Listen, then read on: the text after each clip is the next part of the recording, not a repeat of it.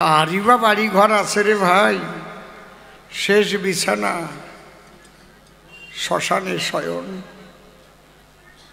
চিন্তা করে দেখুন, তাই দেহটাও পুড়ে হয়ে যাবে এক মুঠ ছাই।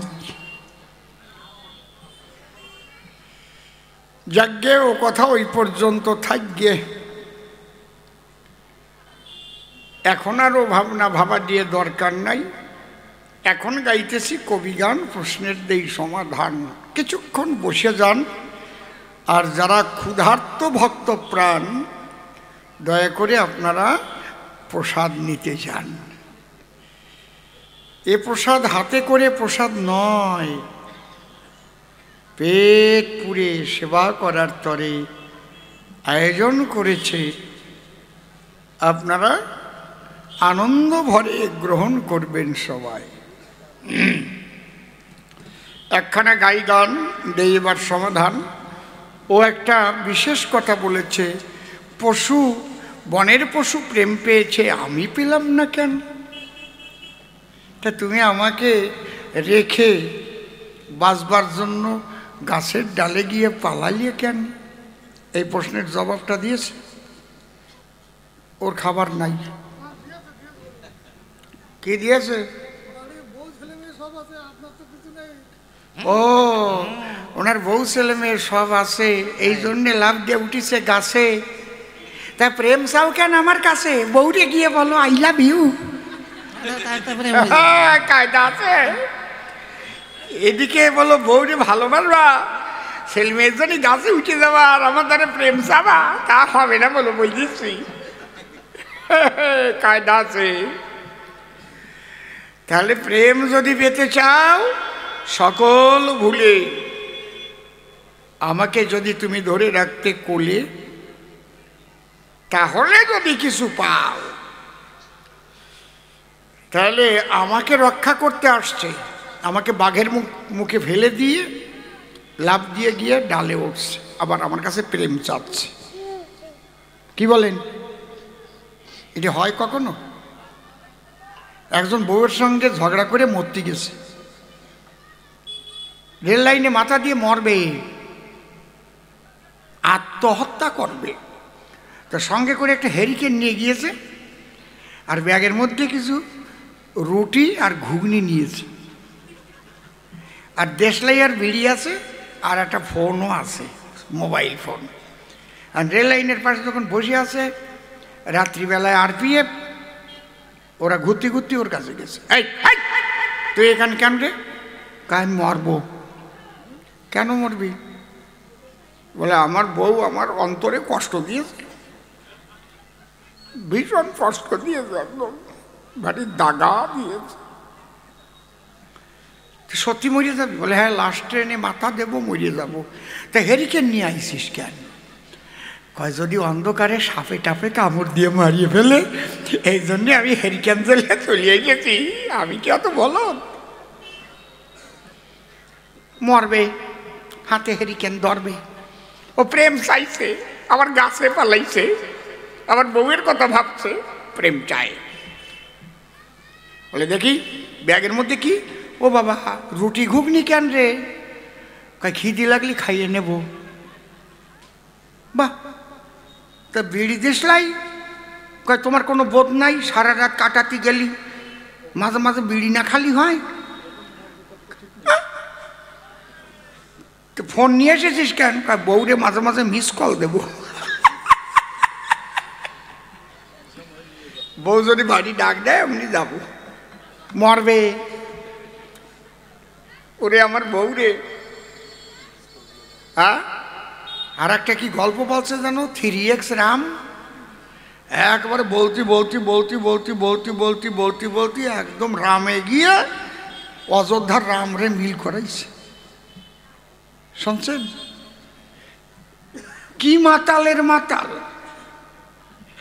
ওই রামের সঙ্গে কি এই রামের মিল হয়?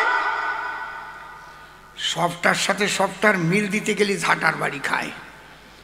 দুই বন্ধু বিয়ে করেছে, বিয়ে করে কিছুদিন পরে পার্কে গিয়ে গল্প জুড়িছে। এই তোর বউ কেমন? আমার বউ ভীষণ ভালো, সাংঘাতিক ভালো, দারুণ ভালো, চাঁদের আলো। আমি বাড়ি গেলে ভালোবেসে দেয় বোতাম খুলিয়ে, শীতকালে আবার গরম জল করে আমার পা ধুইয়ে দেয়, তারপরে ভাত মেখে ঢুকিয়ে দেয় আমার মুখের ভিতরে। কই এত ভালো বউ পালি কী করে রে, আমার কপালে যা জুটিছে রে। বোতাম একদিন খুলে দিতে বলেছিলাম, তা বোতাম খুলতে বলায় এত রাগ করেছে না, বোতাম সব টেনে ছিঁড়ে ফেলেছে। বোতাম খুলতে পারছো, টেনে টেনে সব কটা বোতাম ছিঁড়ে ফেললো। একদিন ভীষণ শীতের সময় বলছিলাম একটু গরম জল দাও না আমার পায়ে, ও বাবা এক হাঁড়ি গরম জল করে ওই হাঁড়ি ধরে আমার পায়ে ঢেলে দিয়েছে, একেবারে ঠোঁসা পড়ে ঘা হয়ে গেল। শোন, তোর বউকে তুই তো ডাকতে পারিস না, বউয়ের সঙ্গে আলাপটা ভালো করে করতে হয়। যত কথাই বলবি তার মধ্যে একটু ছোট্ট করে, ওই যে রাম বউয়ের যে নাম ওইটা ছোট করে উচ্চারণ করবি। যেমন আমার বউ, তার নাম সুচিত্রা, আমি বলি সুচি, শুনছো ওগো সুচি, কই গো? আমার বউ মনে চিন্তা করে আমি অসুচি অবস্থায় ও সুচি বলে মুড়ে, কত ভালো স্বামী আমার ঘরে। সুচি, সুচি, ঠিক আছে। ও মনে মনে ভাবে তাই, তাহলে তো আমি ভুল করেছি রে ভাই। মনে আছে ভাবো, আজকে বাড়ি গিয়ে আমার বউয়ের ওর নাম ছোট করে ডাকবো।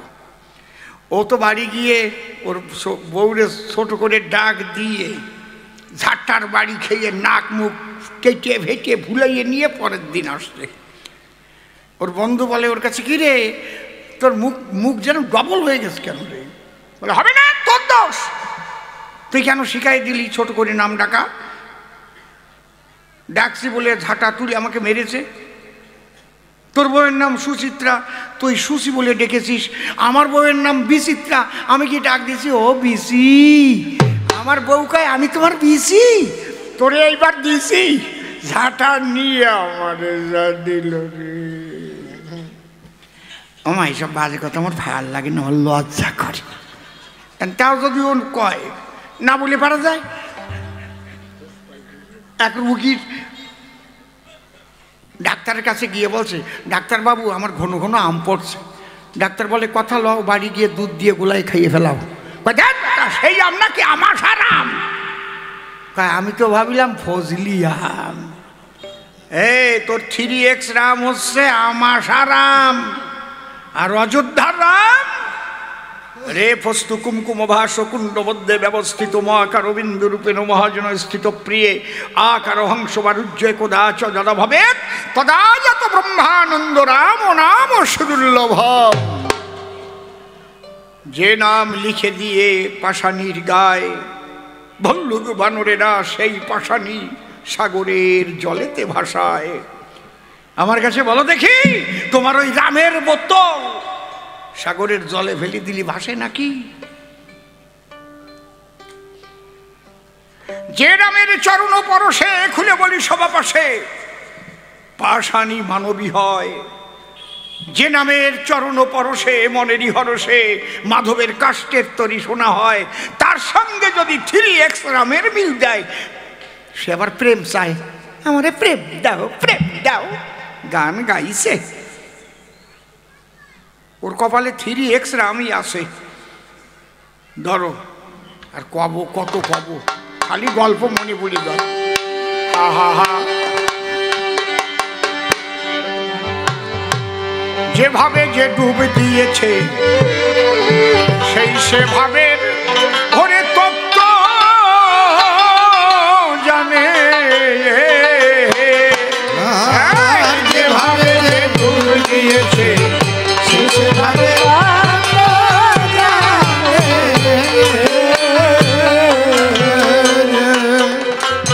তাকি বলে কয়ে বুঝানো যায়।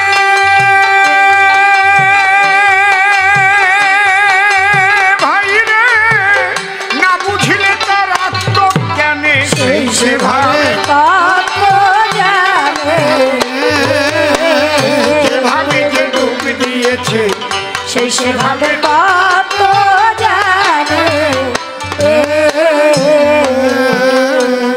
গভীর রাতে গগনেতে উঠিলে তারা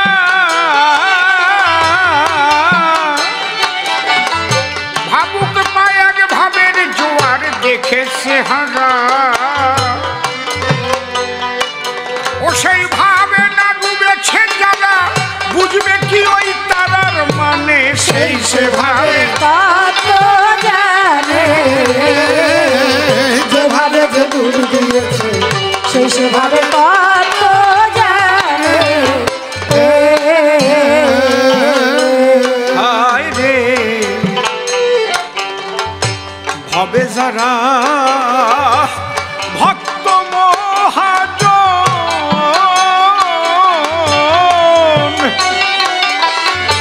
সেই সে জানে নামের মর্ম রসিক সুজন। হায় রে বলে পর্বতের চাইতে হনুমান বড়। কেন? হনুমান গন্ধমাদন পর্বত মাথায় করে নিয়ে এসেছিল রামের ধারে। তাহলে হনুমান যদি বড় হয়, হনুমান কার নাম গায়? রাম নাম করে সর্বদায়। আর অনেকে উঠে কয় এই যে দেখো লেখা কি এই বোতলের গায়ে 3x রাম।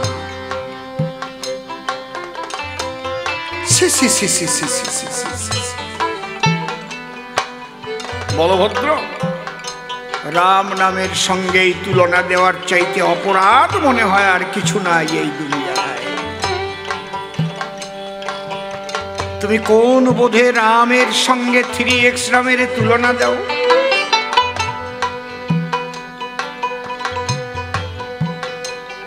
বলতে পারো? হনুমান ওই রাম রামের নামের বলে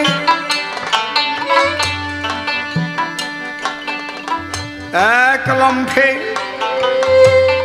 সাগর পার হয়ে গিয়েছিল মা জানকীর স্থলে।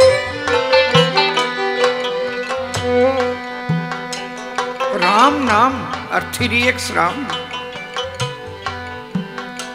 এ তো বলাই মহাপাপ।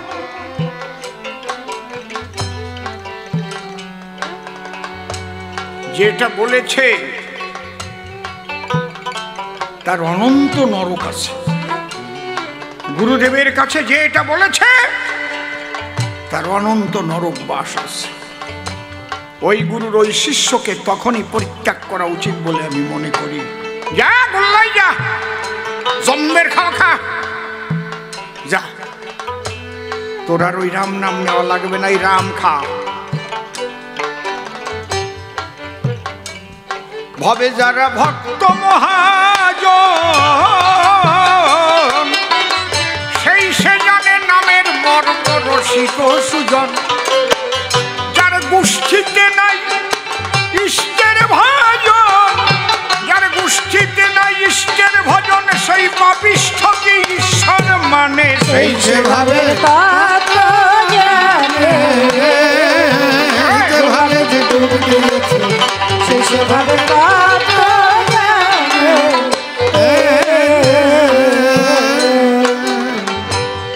কাকে খোঁজে বিষ্ঠা কথা, আর কোকিল খোঁজে মিষ্টি। যার যাতে হয় ইষ্ট পূজা সেই দিকে তার দৃষ্টি। যার যেমন ভাব তার তেমন লাভ। একটা কাগজের পরে লেখা কমলা, কথাটা দরকার বলা।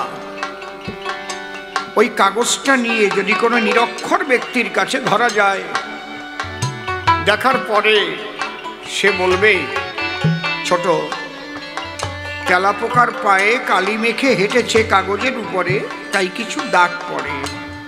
সে নিরক্ষর, সে ক চেনে না, ম চেনে না, ল চেনে না, আকার চেনে না। কিন্তু ওই একই কমলার কাগজ নিয়ে যদি 9-10 বছরের একটা বাচ্চার কাছে গিয়ে ধরা যায়, যার অক্ষর জ্ঞান হয়েছে, সে বলবে বাহ, আমার বাবা দার্জিলিং এ গিয়েছিল, এই ফলটা আমাকে এনে দিল, কমলা ভীষণ ভালো। ওই কমলার কাগজটা নিয়ে যারা একটু উন্নত হয়েছে নলেজে, যারা পড়ে ইউনিভার্সিটি বা কলেজে, যদি তাদের কাছে ধরা যায় হয়তো তাদের কেউ একজন বলে বসবে, কাগজটা সরিয়ে নাও আমার কাছ থেকে। কেন? ওই কমলা নামের মেয়েটা আমার সঙ্গে বেইমানি করেছে, আমার কাছে এলো না। ওই নামটা দেখলেই আমার ভেতরে বিরহ আগুন জ্বলে ওঠে। ওই একটা গান আছে না, প্রথম দিনের ভালোবাসা স্বপ্নের মতো জাগে। একই কমলা দেখার পরে এক একজনের এক এক ভাব জাগে অন্তরে। কিন্তু ওই কমলা নামটি নিয়ে কোন সাধুর কাছে এগিয়ে যদি বলা যায়, সাধু বাবা কি লেখাই কাগজের পাতায়, সাধু বেশে চোখের জলে বলবে কোথায় পেলে? খবরদার এটা মাটিতে যেন পড়ে না। এই যে নারায়ণের বক্ষ বিলাসিনী লক্ষ্মী দেবী কমলা, গঙ্গার জলে ভাসিয়ে দাও, এটাকে কেউ যেন পা না দেয়, বলবে না? তাহলে যে রামের সঙ্গে 3x রামের তুলনা দেয় তারে কি বলা যায়? নিরক্ষর, অবধ। এর চাইতে আর ভালোবাসা নেই।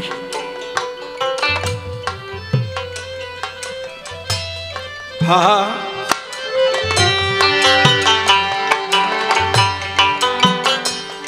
অসীম বলে কলিকালে প্রায় সত্যের পরাজয়, তাই সত্যের বাক্য প্রকাশিতে প্রাণে লাগে ভয়। পাগল ভবা থাকলে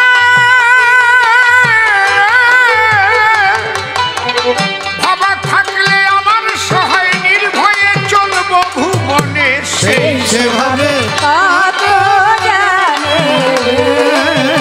যেভাবে দিয়েছে সেই সেভাবে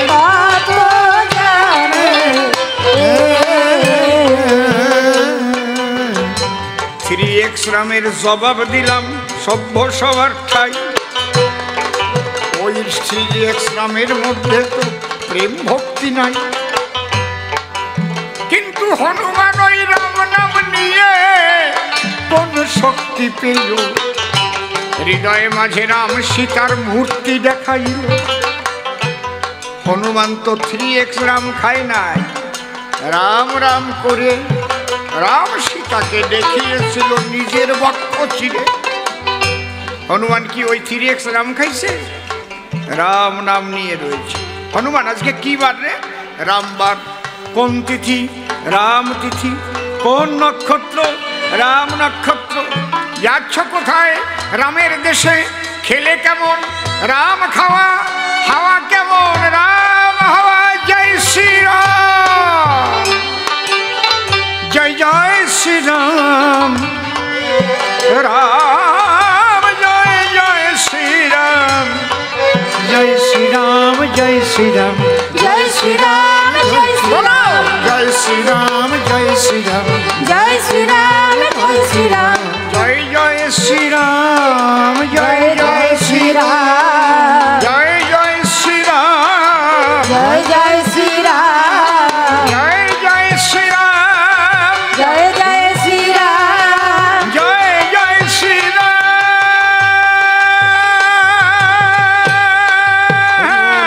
জয় শ্রীরাম জয় শ্রীরাম, জয় শ্রীরাম জয় শ্রীরাম, জয় শ্রীরাম জয় শ্রীরাম, জয় শ্রীরাম জয় শ্রীরাম,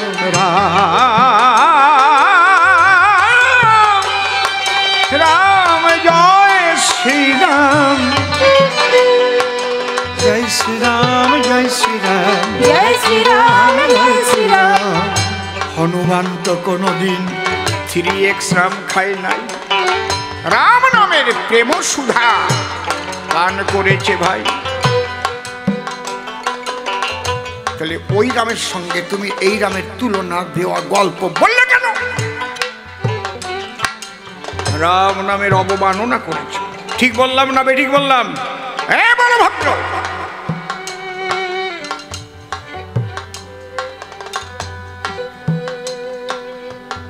বলে আমি প্রেম পাইলাম না কেন?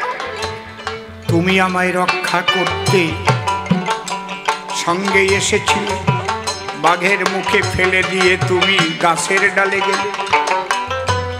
ছোট্ট একটা উদাহরণ শোনেন নারী নরে, প্রচুর জ্ঞান আছে গল্পটার ভেতরে। এক রাজা মনে মনে ভাবে আগামীকাল সে বিশেষ একটা যানবাহনে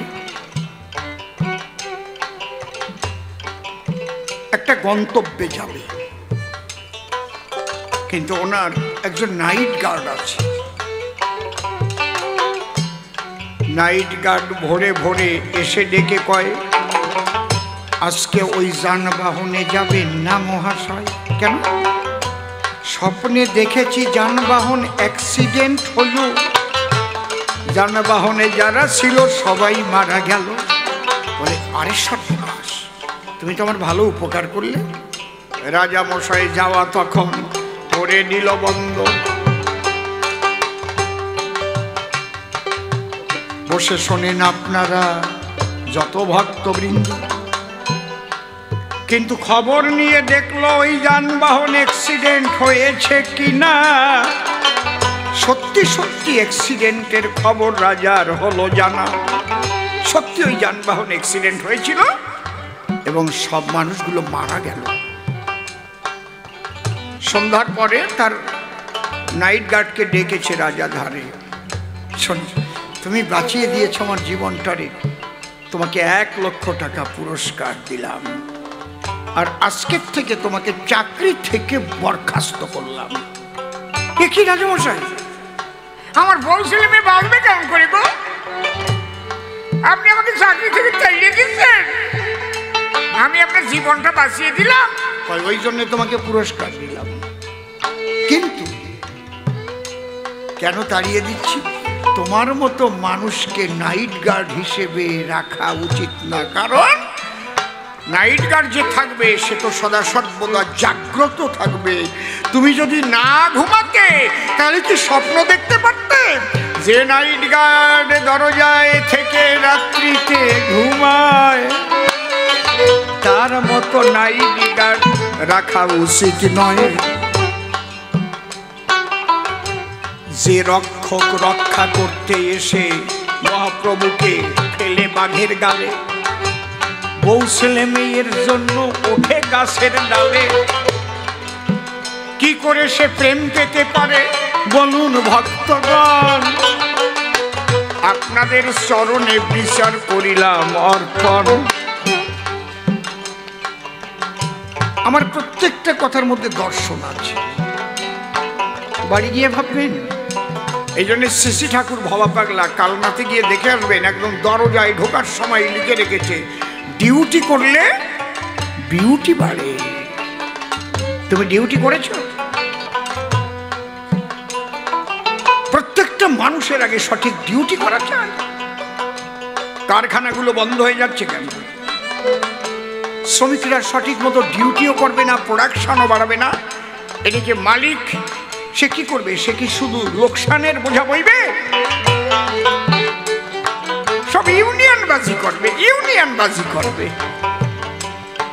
একদল আছে কাজ না করে শুধু টাকা নেয়, ইউনিয়নবাজি করে সব শেষ করে ফেলায়। মালিক ভাবে ওই কারখানা দিয়ে আমার দরকার নাই, এর চাইতে ঝেড়ে ফেলে বাড়ি চলে যায়। যদি কোনো মালিকের প্রোডাকশনে লাভ হয়, সে কখনো কারখানা বন্ধ করতে চায়? তাকে লাভ দেখিয়ে বলা যায়, আন্দোলন করা যায়, আমাদের বেতন বাড়িয়ে দিন, দেখুন আপনাকে কত লাভ দেখাচ্ছি। দিতে বাধ্য হবে।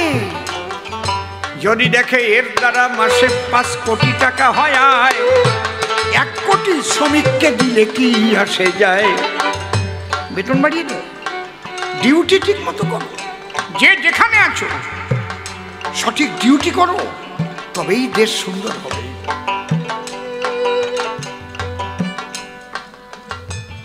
সোনার ভারত হবে, সোনার বাংলা হবে। আর ডিউটিতে ফাঁকি দিলে ওনার মতো হবে। প্রেম দাও, প্রেম দাও, ঘোড়ার ডিম। ডিউটি করবে না, প্রেম দাও।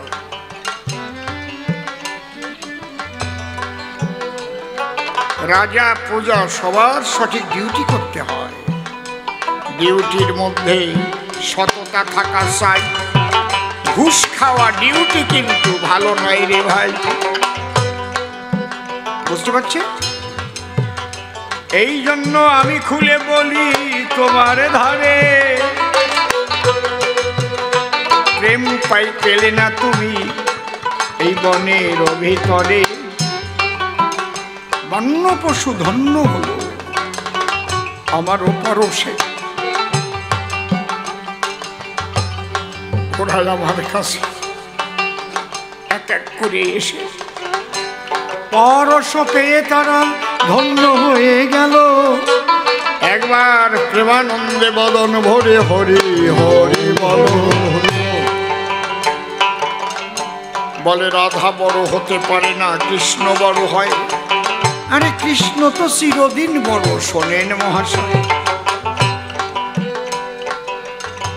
বলে ওই যে বাচ্চা ছেলে যুবক হয়ে গোপীর সঙ্গে খেলে, আবার শিশুর মতো ঘুমায়ে থাকে মা যশোদা গেলে। এই যে কৃষ্ণ ছোট হয় বড় হয় কিসের দ্বারা? যোগ মায়ার দ্বারা। ঠাকুর ভবা পাগলার একটা গান আছে, মন গুরুর নিকট থেকে দীক্ষা নিয়ে নাও, আদ্যা শক্তি শ্রী রাধা মন্ত্রে কৃষ্ণ জিউকে পূজা দাও। আমি অসীম সরকার জিজ্ঞেস করেছিলাম, পাগল এটা তুমি কি লিখেছ? আদ্যা শক্তি শ্রী রাধা মন্ত্রে। বলে যে আদ্যা শক্তি সেই রাধা, সেই যোগমায়া। যোগমায়ার প্রভাবে কৃষ্ণ লীলা হলো। কখনো শিশু কখনো যুবক যোগমায়া করিল।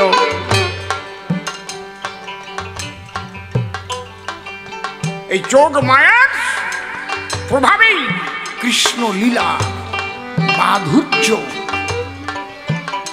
মধুর বৃন্দাবনে ছড়িয়েছে। সেই যোগমায়াই রাধা রানী বলি তোমার ধারে। রাধার কৃপায় কৃষ্ণ এমন হতে পারে। চৈতন্য চরিতামৃতে তাহার প্রমাণ রয়। আমি দুটো লাইন বলবো প্রমাণ দেওয়ার দায়। রাধা পূর্ণ শক্তি, কৃষ্ণ পূর্ণ শক্তিমান। দুই দেহে ভেদ নাই, শাস্ত্রে প্রমাণ। শক্তি স্বরূপিণী রাধা কৃষ্ণকে শক্তি দিল। এই জন্য সর্বশক্তিমান কৃষ্ণ হল। পরনি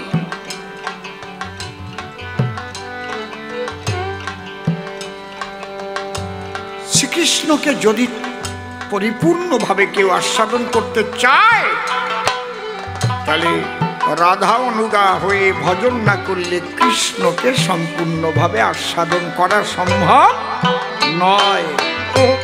এই জন্য শ্রীকৃষ্ণ রাধাকে প্রেমের গুরু বলে দাসখত লিখে দিয়েছিল রাধার চরণ তলে। তুমি বলো, রাধার ভাব কান্তি বিলাস কৃষ্ণ নীল কিনা? এর বিপক্ষে তুমি করো নাই তো কোনো আলোচনা। সব যদি পারে কৃষ্ণ স্বয়ং ভগবান, তবে গৌর হতে ভাবকান্তি বিলাস নেবে কেন? এই জায়গাটা রাধার একটা জিনিস বেশি আছে, কি যেটা কৃষ্ণের নাই। কৃষ্ণের শক্তি আছে, ভক্তি নাই বলি সমাধানে। ভক্তিময়ী রাধারানী মধুর ব্রজপুরে কোন ভক্তি? অহৈতুকী অকামনা রাগাত্মিকা বেদাতির ভক্তি বলে জানে। ইহা ছিল ওই রাধার ভিতরে। অহৈতুকী অকামনা রাগাত্মিকা বেদাতির ভক্তি। সনাতনের আদি গ্রন্থ বেদ। বেদ বিদ ধাতু থেকে বেদ শব্দ এসেছে জ্ঞান। জ্ঞান যোগ ভক্তি তিন সাধনের বসে ব্রহ্ম আত্মা ভগবান ত্রিবিধ প্রকাশ। সেই ভক্তির দ্বারাই নিরাকার ভগবান সাকারেতে আসে সেই ভক্তির সাধনা ছিল ব্রজবাসে। যাগযজ্ঞ নাই তাদের প্রেম ভক্তির বলে, বাধা পড়ে গিয়েছিল কৃষ্ণ নীলদলে। ওদের কোনো যাগ যজ্ঞ তন্ত্র মন্ত্র কিছু ছিল না। হা কৃষ্ণ, হা কৃষ্ণ, হা কৃষ্ণ, হা কৃষ্ণ, হা কৃষ্ণ, হা কৃষ্ণ, হা কৃষ্ণ। তন্ত্রমন্ত্র নিয়ে এর তারক গোসাই লিখেছেন, মতুয়ার প্রেম ভক্তি অকামনা, তন্ত্রমন্ত্র নাহি জানে ব্রজ উপাসনা।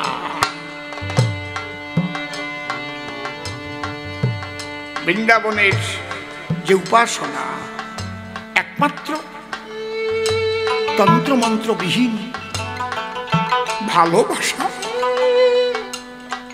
কৃষ্ণকে মন দিয়ে ভালোবাসা। আমরা তোমাকে ভালোবাসি, ভালোবাসি তোমার মোহনবাসী। তাতে কুল কলঙ্কিনী যে যা বলুক ভাই, তার জন্যই আমাদের মনে কোনো দুঃখ নাই। এই যে অহৈত কি অকামনা রাগাত্মিকা বেদাতীত ভক্তি, এই ভক্তি রস কৃষ্ণ করতে আস্বাদন। যখন কৃষ্ণ করিল মনন, শক্তি আছে ভক্তি নাই বলি তোমার ধারে। এই জন্যে ভাবকান্তি বিলাস কৃষ্ণ রাধার কাছে ভিক্ষা করে, দাও দাও রাধা রানী তোমার ভাবকান্তি বিলাস, আমি গৌর রূপে নবদ্বীপে হই প্রকাশ। রাধার কাছে ভাবকান্তি বিলাস ভিক্ষা করে নিল, তাই গৌর হয়ে নদিয়াতে শ্রীকৃষ্ণ আসিল। প্রেমানন্দে বদন ভরে বল হরি হরি, হরি বল হরি বল হরি বল। মূলত প্রেমের গুরু হলেন রাই কিশোর। সব আছে, আহা হা, বিরাট এক রাজা, তাকে কবিরাজ বলে দিয়েছে বৈদ্য। আগে তো বৈদ্য ছিল, ডাক্তার ছিল না। আপনি হাঁটু গেড়ে বসে হাঁটুর উপর কনই রেখে, আর ঠিক এই কায়দায় এই জায়গাটা মাথায় হাত দিয়ে এই জায়গাটা দেখবেন উপরের দিক তাকাইয়ে। যদি দেখেন একদম সরু হয়ে যাচ্ছে তাহলে আপনার আয়ু অনেক আছে, আর যদি দেখেন এই জায়গাটা সরু হচ্ছে না, মোটাই আছে, তাহলে ভাববেন দিন ঘনাই আসছে। বুঝতে পেরেছেন কি হয়েছে? কিছু হয়েছে?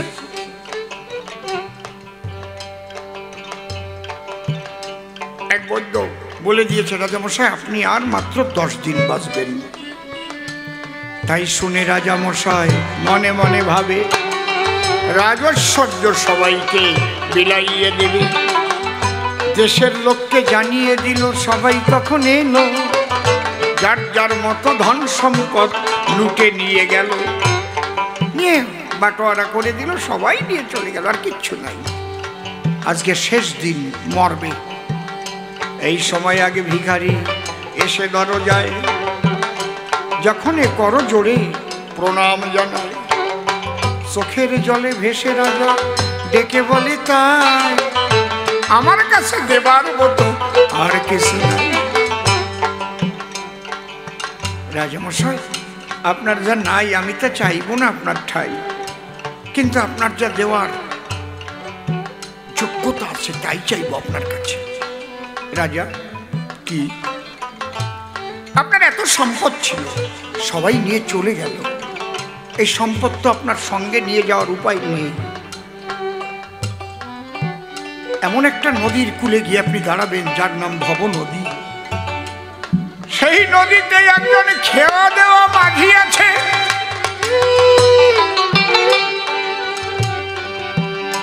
যার নাম আমার প্রাণ গোবিন্দ। হরি হরি গো। তার ঘাটে পার হতে গেলে পারের মাঝিকে কড়ি না দিলে দাঁড়িয়ে থাকতে হয় নদীর কূলে। আপনারও আছে জানা এই জাগতিক জগতের কোন সম্পদ ওই ঘাটে চলে না। আলেকজান্ডার মৃত্যুর পূর্বে ওনার অনুগামীদের ডেকে বললেন, শোনো, আমার মৃতদেহটা বহন করে নিয়ে যাবে ডাক্তার বাবুরা যারা আমাকে চিকিৎসা করেছে। আমি মরে গেলে এটা করবে। আচ্ছা, আর আমার যত ধন দৌলত আছে এগুলো মৃতদেহ সামনে যাবে, সব পিছনে পিছনে ছড়িয়ে ছড়িয়ে রাস্তায় ছড়িয়ে দিতে দিতে যাবে। আর আমার হাত দুখানা এইভাবে দুই হাত ফাঁকা করে নিয়ে যাবে। অনুগামীরা বলছে, কেন? বলছে, ডাক্তার বাবুদের দিয়ে আমার মৃতদেহ বহন করাবে কেন জানো? আমি জগৎবাসীকে জানাই দিতে চাই মৃত্যুকে ঠেকানোর মতো ক্ষমতা কোনো ডাক্তারের নাই। মরণের ডাক এলে পরে চলেই যেতে হয়। যতই মেডিকেল সায়েন্স উন্নত হোক বসুধায়, হোক বসুধায়, যে বড় বড় ওষুধ তৈরি করেছে সেও যাবে মরে।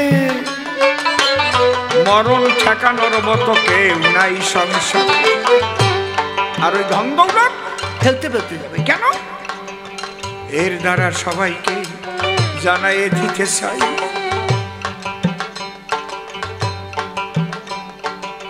কত অন্যায় কর্ম করে এইগুলো করি যে কামাই, কিন্তু যাবার বেলায় এগুলো সাথের সাথী নয়, একমাত্র হরিনাম নিয়ে সবাই দিতেছে। কত অন্যায় কত অপরাধ করো তোমরা, প্রত্যেক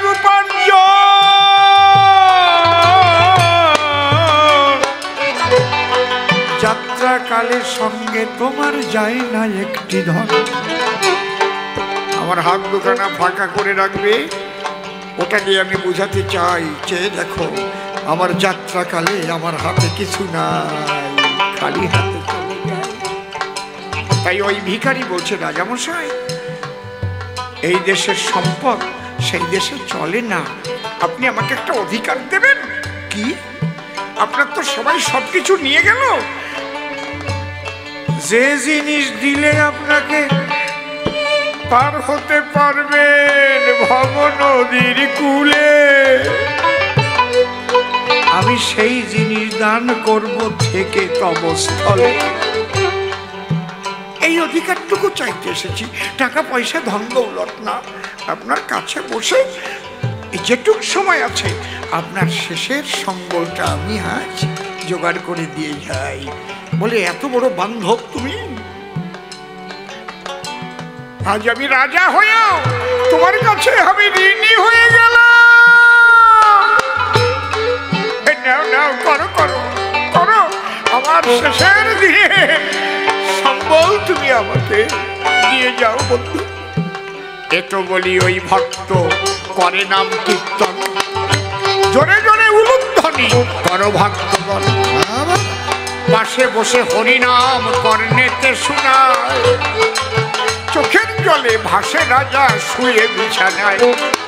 এমন বান্ধবী জগতে আমার কেহ তো হয় না, তোমার কাছে আমি এই জন্মে ঋণী হয়ে যাই। বলভদ্র শ্রীমতী রাধা রানী ঠিক কৃষ্ণকে এইভাবে করেছে ঋণী। কৃষ্ণ বলে, ওগো রাধে, তোমার যে প্রেম অনুরাগের প্রগাঢ়তা আস্বাদন করিতে চাহি, শুনো সেই কথা। যেভাবে কৃষ্ণ নাম তুমি করো উচ্চারণ, অঝরে ঝরে তোমারও দুটি নয়ন, ওই নাম করে বক্ষে হৃদয়ে জাগে কোন সুখ বিলাস। আমি অনুভব করতে চাই কৃষ্ণ পীতবাস। সর্বশক্তিমান হয়ে ভিখারি হইল, রাধারানী ভাবকান্তি বিলাস দিয়ে নিল। যে কারণে কৃষ্ণ জনার্দনে গৌর হরি হইল, প্রেমানন্দে বদন ভরে হরি হরি বল। সেই রাধার গুণ গায় হাতে পড়া শাড়ি, আমি কি আর মাথা ঝুল না দিয়ে পারি। দেখতে দেখতে রাত 10টার বেশি বেজে গেছে, এইবার মিলন গীতি গাইব সবার কাছে।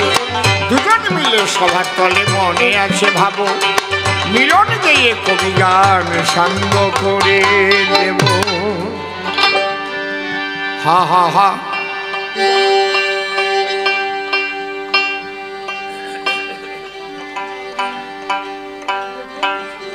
দেখেছি রূপসাগরে মনের মানুষ কাঁচা সোনা, দেখেছি রূপসাগরে মনের মানুষ কাঁচা সোনা, দেখেছি। আমার কথা শুনে কি বুঝলে মনে, তুমি একবার তাই বলো না। দেখেছি রূপসাগরে মনের মানুষ কাঁচা সোনা, দেখেছি। রাধা প্রেম করতে আস্বাদন, বাবা বাবা বাবা, তাই তো হলে শশীর নন্দন। কিভাবে তুমি আশা দিলে একটু তুমি করো বর্ণন। শুনে ধন্য হবে আজ ভক্তগণ, একটু তুমি তাই বলো না।